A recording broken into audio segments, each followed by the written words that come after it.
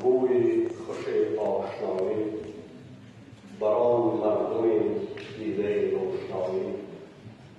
درود چون نور دل پارسایان بر آن شمع خدمتگهی پارسایی. عرض سلام و ادب استادان، دانشجویان و مهمانان گرامی. اهدا و جشن 75 سالگی استاد سیدالرحمن سلیمانی. توان دریافت از تفسیر آثار سلیمانی شکوه علم تاجیک نیست کم از علم یونانی.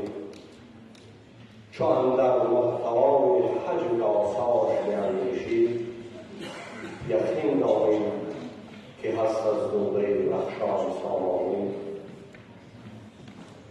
گهی با منطق سینا به عمق علم ره جوید، گهی با ابن افزان است در حالات عرفانی. همیشه در خط پیش سخن بوده به چندین خطی بشکسته و کوفی و نستعلیق و ریحانی. عجم را ختم دعوی شد به میدان سخن سنجی، عرب را زیر منبر شد چو فرهنگی سلیمانی. به توفیق الهی شد برون از چاه مشکلها، به علم خود عزیزی مصر شد این یوسف ثانی.